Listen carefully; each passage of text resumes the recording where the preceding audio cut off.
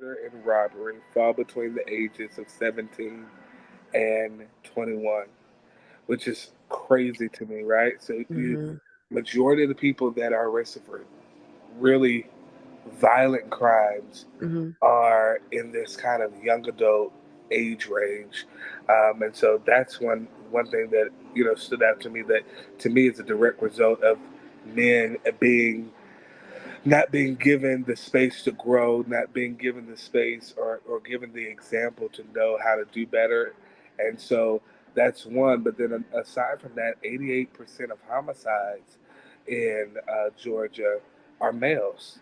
So majority of the people dying at the hand of gun violence, at the hand of violence in general, are males. And so a lot of times we focus on, victims, and we don't typically victimize our men because we expect the man to be strong. We expect them to be one who can carry the weight, and we expect them to excel in the weight that they carry.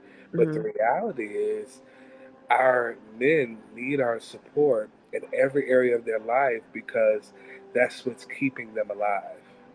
Yeah, that's really good. Not in a bad way, but just the point that you brought out. And as you were talking, Aaron, it made me wonder the perpetrators of such crimes. Do you believe it's there are roots of anger or wanting to be seen and validated, so then becoming affiliated with groups, maybe gangs, because they do want a sense of family or community, and even though it's not a positive outlet, it's some type of outlet, and it's some type of connection, even if it has negative consequences.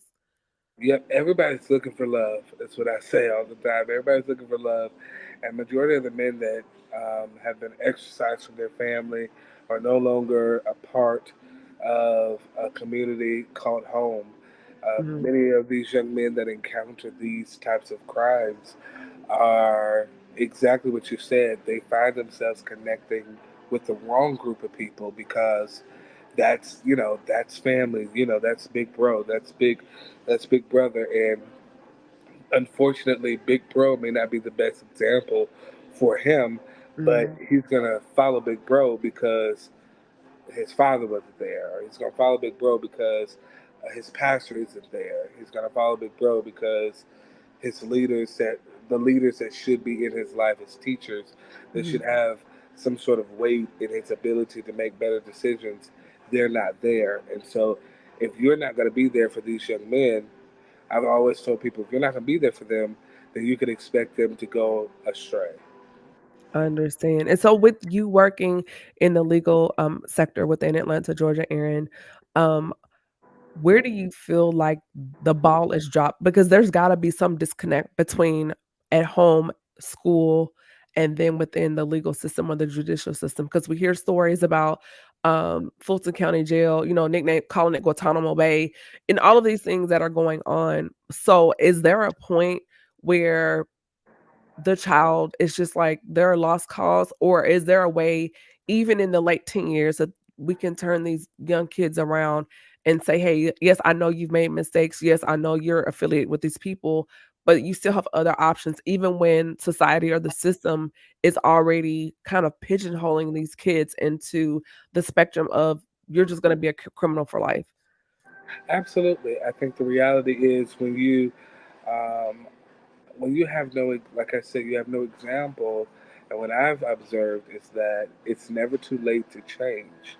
Mhm, And depending on when they come in contact and meet that person that's capable of shifting them to a positive direction, then at that point, that's when you can start to see that person turning and changing. It mhm. could happen at 17, it could happen at 21, it could happen at 25, it could happen at 40. It doesn't matter how old you are. We as society have to learn to give each other grace to grow.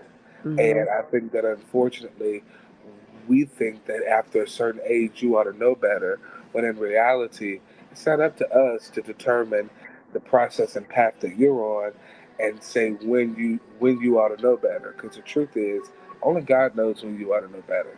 Mhm. And does that also come with exposure, giving the child, Definitely. exposure to other resources and opportunities? A lot of statistically, a lot of kids never travel outside the 285. They've never been outside of their zip code before.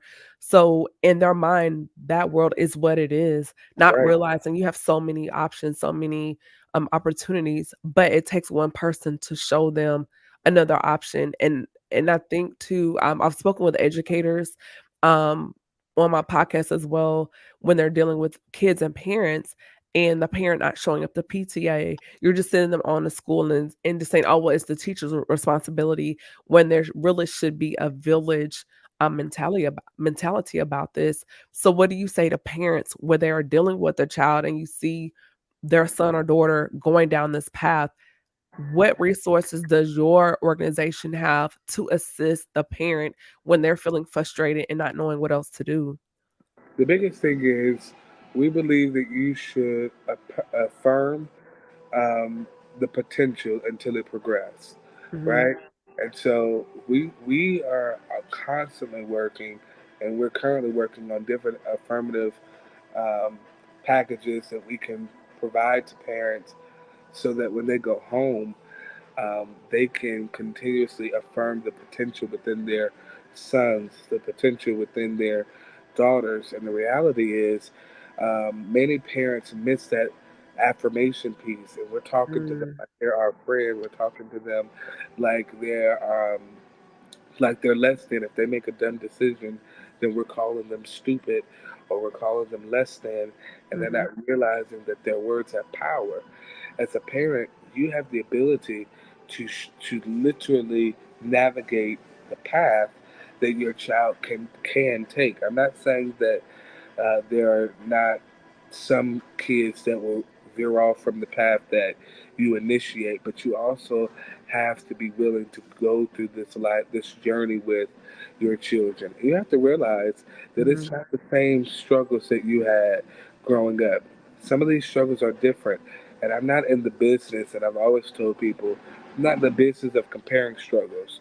So Right. when your children are coming to you with the things that they're dealing with, the reality is you need, and I suggest that you would impart wisdom into them and affirm them rather than tell them, boy, you have no idea what struggle is. Because the Yeah, truth is, many kids do know what struggle is. they It do. may not be their mother's struggle, it may not be their father's struggle, but they do have a struggle of their own and they need support to get through that struggle. Absolutely. I think a lot of it has to do with socioeconomic dynamics now versus what you and I dealt with at that same age. You factor in the age of information and technology, AI, the cell phone, which has tremendously shifted the trajectory Pardon as me, far I as want you to go cyberbullying pressure. ahead. You know, we see these social media I need challenges, to many of them which message are also have a you. criminal element to them because they see this trend, well, if I do this, I become famous, money, because the influencer, we're in the age of the influencer.